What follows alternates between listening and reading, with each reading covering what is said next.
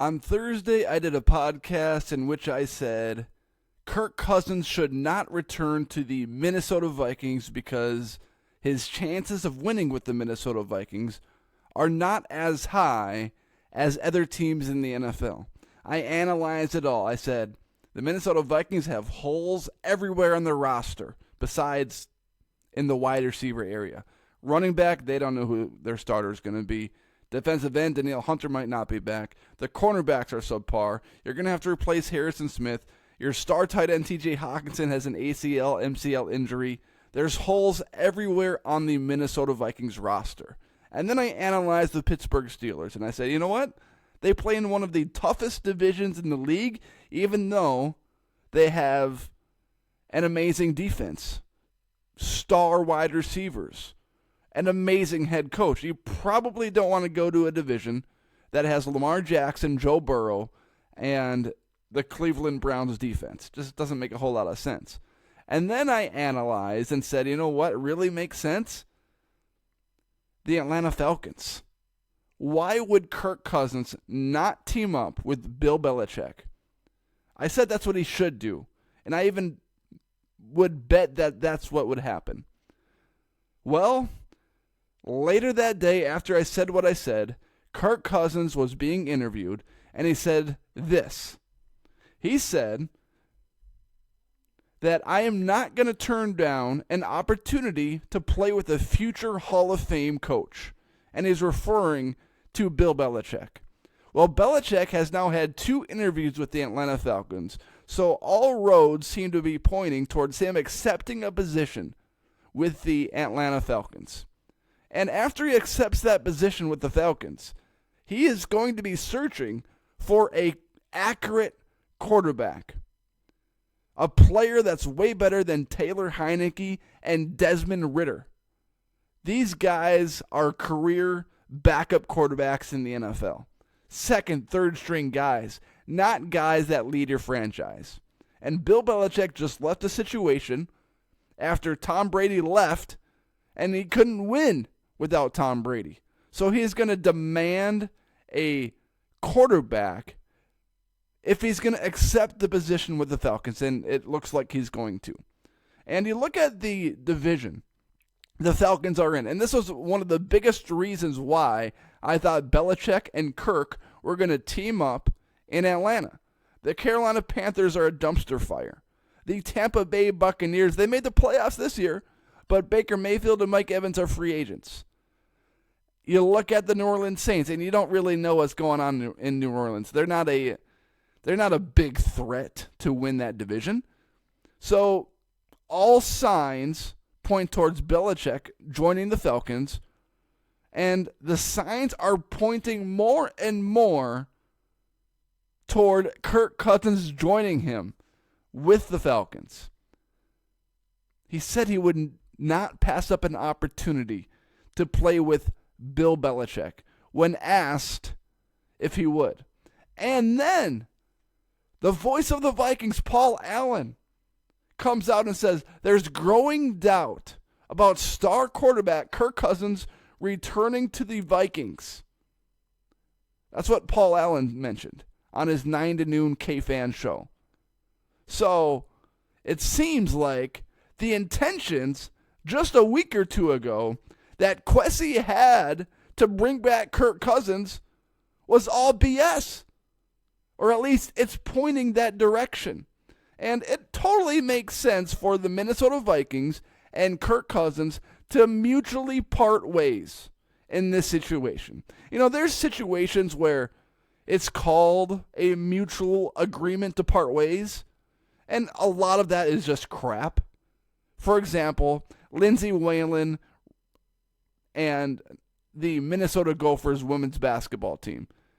When she resigned, it was called a mutual agreement. And it wasn't a mutual agreement.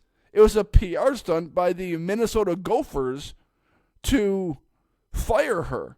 And instead of making it look like they fired her, they said that she resigned. And it was a mutual agreement. Oh, that was just BS. And a lot of that is BS. But Kirk Cousins and the Minnesota Vikings separating would be a perfect mutual agreement Because let's look at it from the two perspectives. The Minnesota Vikings perspective. They're not really in a win-now situation. There's too many holes all over their roster. And if they bring Kirk Cousins back, there's no chance they're going to bring Danielle Hunter back. So that's number one. Number two, they need to draft a quarterback of the future, a quarterback of the right now if they're good enough. A guy that can come in, start maybe game number one or start mid-season. They need to develop the next guy, and the team will grow with that quarterback. If that quarterback sucks, well, the head coach and the GM will be fired. But if the quarterback's great, well, then the Minnesota Vikings will be good for a long, long time. And they're not paying a 36-year-old guy coming off a torn Achilles $40 million. It just doesn't make sense. That's why when I said that Kwesi intended on bringing Kirk Cousins back, it was all crap. It was nonsense. Intentions, give me a break. And then, for Kirk Cousins' perspective, 36 years old off a torn Achilles. And at this point in his career, Kirk and his agent and his family know that there's really only one last hurrah. If he signs with the Minnesota Vikings, there is a great chance that the Vikings will go 9-8, 8-9, maybe 10-7. But 13-4 is probably out the window. And the NFC North is getting better. And Jordan Love looks like he might be a superstar quarterback. And the Detroit Lions might be around for a while. And the Chicago Bears, all of a sudden at the end of the season, got better. And they have the number one overall pick. And they might draft Caleb Williams. So is that really a division? If your number one priority is winning, which Kirk Cousins said it was, is that really a division in which you want to resign? If it's all about winning? No. Makes absolutely zero sense. So, Kirk Cousins, one last hurrah. Join Bill Belichick. Give yourself a chance at winning a Super Bowl. Get to the playoffs in a crappy division. You've got a good defense. You've got a star running back. You've got amazing wideouts and a borderline all-star superstar tight end. Atlanta's the place to go. And anywhere else at this point in your career would be stupid. It would be stupid. And I was thinking about this as I was preparing for this podcast. It's like, you always want to have one last hurrah. At the end of your high school career, just like graduating, there's always a high school senior prank because you want to end it with a big hurrah. Kirk Cousins, end your NFL career in a big hurrah. Join the Atlanta Falcons. Wowzers. Join the Atlanta Falcons. Join Bill Belichick and see what you can do, because your Super Bowl title is not going to land with the Minnesota Vikings. Because if you sign with the Minnesota Vikings, then you're going to lose your best defensive player. And is that really a situation where the number one priority is winning? Absolutely not.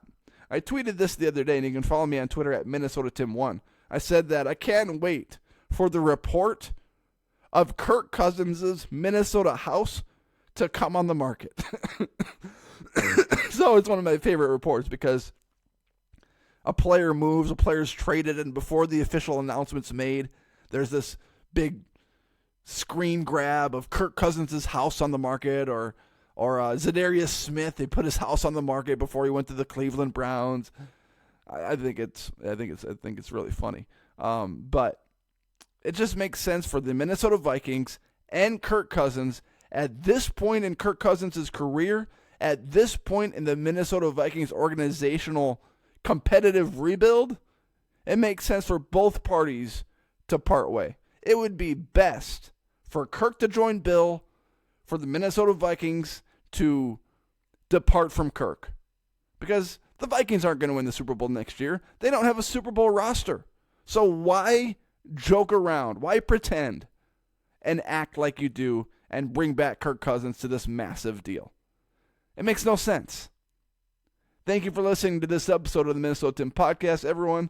If you are watching on YouTube, please hit that subscribe button. I'm sorry for the sneezes and for the coughs, but please subscribe. And if you're listening on Apple or Spotify, please like, rate, review, wherever you are currently listening to this podcast. Everyone, take care. Have a great day.